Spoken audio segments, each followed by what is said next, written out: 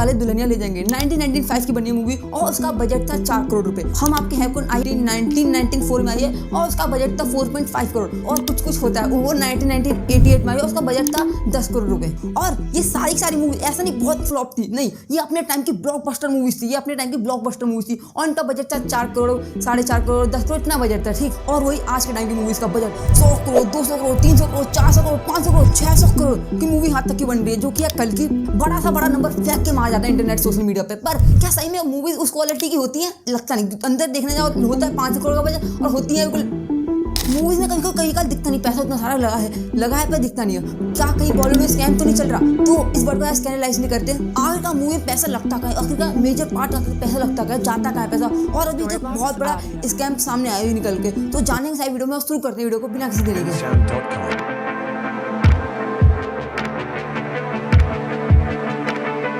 इसका सबसे बड़ा जो मेजर जंग पैसा जाता है वो है एक्टर्स को सैलरी देने में, मतलब एक्टर्स को सैलरी देने में सबसे ज्यादा पैसा जाता है। जैसे 20 करोड़ 30 करोड़ 40 करोड़ 50 करोड़ अभी तो 100 करोड़। एक्टर की सैलरी बहुत ज्यादा महंगी हो चुकी है। अभी आदिपुरुष बनाने के लिए प्रभास ने 150 करोड़ रुपए लिए थे। वही कुछ होता है 10 करोड़ रुपए बन के पूरी मूवी तैयार हो गई थी। कुछ होता है उसमें ऐसा नहीं कुछ छोटा एक्टर था, शाहरुख खान जैसे बड़े एक्टर से गई थी। सोच लो 10 करोड़ रुपए में, मतलब 10 का 15 गुना कर देंगे तब आएगा उतना 150 करोड़ रुपए उसने लिए इतना। पर एक और चीज, ये जो नंबर्स होते हैं जो इसमें इस एक्टर ने इतना लिया, इस एक्टर ने इतना लिया, ये ऑफिशियल नहीं होते, ये अंदर से रूमर्स निकल के आती हैं। तो देखा ये एक्यूरेट नहीं कह सकते आखिर इनकी सैलरीज क्या होती हैं। पर अगर एक्टर में सही में दम है पूरी थिएटर भरने का तो जाहिर सी बात है वो पैसा और चार्ज करेगा ही। और कहीं ना कहीं सच है, अगर इतने सारे लोग मूवीज बना रहे हैं मिलके, पर फिर भी हम सिर्फ एक एक्टर को देखने के लिए पूरी मूवी जाते हैं और वही एक्टर उन लोगों की मेहनत को रिप्रेजेंट करता है स्क्रीन पे। उस मूवी के अंदर ऐसा नहीं सिर्फ एक आर्टिस्ट होता है, बल्कि उसके अंदर और भी बहुत सारे आर्टिस्ट होते हैं, 10 20 30 25 आर्टिस्ट होते हैं उस मूवी के अंदर। अगर हमने एक्टर्स की कैटेगरी साइड कर दी तो जब मूवी खत्म होने के लास्ट में नाम दिखते हैं उनको भी तो पैसे देने हैं ना,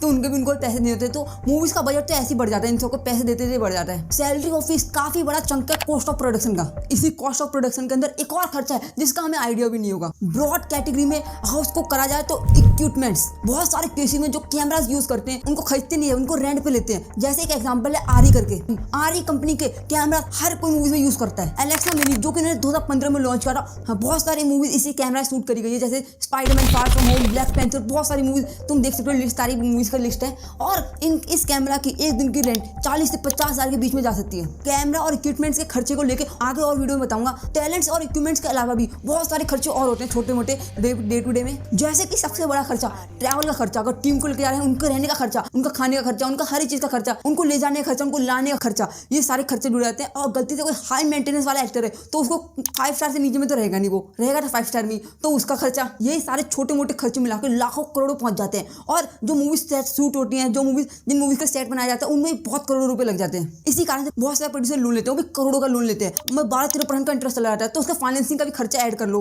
तो भी मीडियम स्केल की मूवीज देखते हैं उनका बजट 40 करोड़ 50 करोड़ 60 करोड़ तक पहुंच गए। लेकिन कुछ उसी का अपोजिट में कुछ ऐसी मूवी है जिनके विश्वास नहीं होता, ऐसी मूवीज बन चुकी है जैसे कांतारा 16 करोड़ में बनी है, इतने कम बजट में बनी है, इतनी अच्छी बनी मूवी को देखते हुए लगा, ऐसा भी लगा कि उसमें पैसे कम पड़े होंगे, नहीं, इकोनॉमिक्स टाइम के हिसाब से जो मेन एक्टर दोनों ऋषभ शेट्टी, उन्होंने सिर्फ 4 करोड़ रुपए लिए मूवी बनाने के लिए और बाकी सबको मिला के 3 करोड़ रुपए, इसको हटा के सिर्फ 10 करोड़ रुपए बननी मूवी, बाकी को नहीं कर पा रहे। मल्टीपल रीजन है कि मूवी फॉरेस्ट में छूटी है, ना कि कोई सीजीआई का यूज कर रहा है, नहीं सीजीआई का यूज करते तो मूवी के सिनेमेटोग्राफर ने कहा है कि हमने सिर्फ एक ही सिंगल कैमरा यूज किया है, वो है आरी का एलेक्सा मिनी LF। तो ये उसका बड़ा भाई जो मैंने जो पहले कैमरा बताया था उसका ये थोड़ा अपग्रेडेड वर्जन है। और थोड़ी रिसर्च करने के बाद पता चला कि इस कैमरे को रेंट करने के लिए एक दिन का रेंट इस कैमरे का लगता है 70,000 रुपए के पास लगता है, सोच लो। और ये जो रेंट है $1500 ये सिर्फ बॉडी के लिए जाता है, ऐसा नहीं इसके लेंस, और इसके लेंस के लिए भी अलग प्राइस लगते हैं, 100-200 रुपए नहीं डॉलर, 100-200 डॉलर लगते हैं इसके लिए, लेंस को खरीदने के लिए भी। तो जो मैंने नंबर्स बताया उसका एग्जैक्ट मत मान लेना, क्योंकि उसके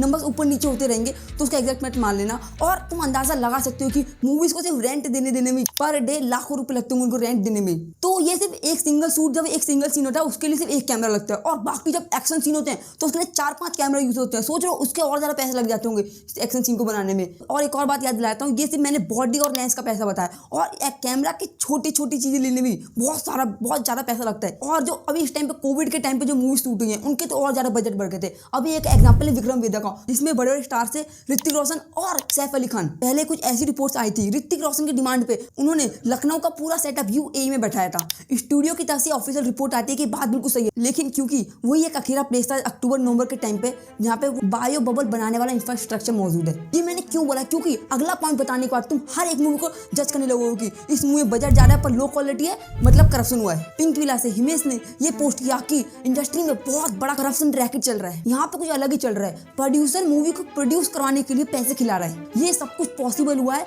स्टूडियो सिस्टम के कारण।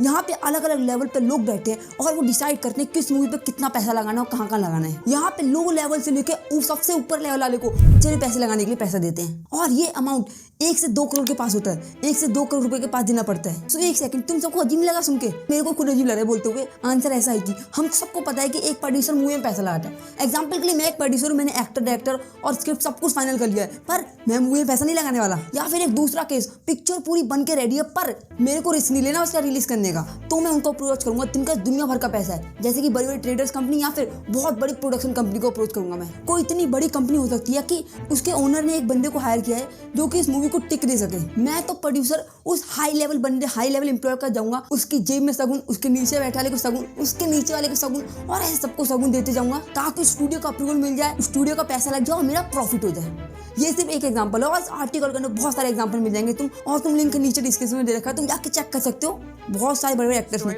मैनेजमेंट एजेंसी को हायर कर रखा है उनके लिए काम का नेगोशिएशन करने के लिए और प्रोड्यूसर और एक्टर को मिलाने के लिए जो प्रोड्यूसर से पैसे चार्ज करते हैं वो एजेंसीज। मीटिंग में काम बना या नहीं बना और 5-6 मीटिंग कर ली तो इन सब के पैसे भी जो जोड़ेगा ना प्रोड्यूसर ने मूवी के बजट में। बहुत सारे प्रोड्यूसर तो बजट को ओवरकुक्ड कर रहे हैं, जैसे मूवी बन रही है 60 करोड़ में और उसका बजट बता रहे हैं 100 करोड़ का। और इतना बड़ा अमाउंट क्यों बताते हैं? ताकि इससे सब्सिडी मिलेगी। इंडिया में अलग अलग स्टेट्स का अलग अलग ऑफर्स होते हैं और मूवीज को बोलते हैं हमारे यहाँ पे मूवीज बनाओ, मूवीज का बजट एक लिमिट को एक्सीड कर गया तो हम आपको 10%, 20%, 25% तक की सब्सिडी देंगे। अगर एक बार ये क्वालिफाई हो गया तो जितना ज्यादा बजट बढ़ा के जाओगे दिखाओगे उतना ही प्रॉफिट मिलता जाएगा। और डे टू डे में बहुत सारे करप्शन सामने आए, जैसे कि बैकग्राउंड डांसर, लोकेशन और इन सबको फॉल्स फिगर बता के मूवीज का बजट बढ़ा दिया जा रहा है। इससे पहले हम बॉलीवुड की गलत बोल रहे हैं। इसके लास्ट में आर्टिकल में एक उम्मीद की किरण दिखी है और इसके जो बड़े बड़े प्रोडक्शन के मालिक हैं उन्होंने डिसाइड किया कि हम इस करप्शन को बंद करने की कोशिश करेंगे। ये कुछ रीजन है जिसके कारण मूवीज का बजट बहुत ज्यादा बढ़ जाता है और ऐसी कुछ मूवीज होती है जो उनके आधे बजट में भी अच्छी कमाल करके दिखाई देती है और कुछ ज्यादा पैसे लगा के भी अच्छी नहीं बन पाती। कॉस्ट मैनेजमेंट को सही से करके एक अच्छी मूवी कैसे बनाई जाती है वो कांतारा उसका बेस्ट एग्जाम्पल है। और अगर ये वीडियो अच्छी लगी वीडियो को लाइक करना, चैनल सब्सक्राइब भी करें ना।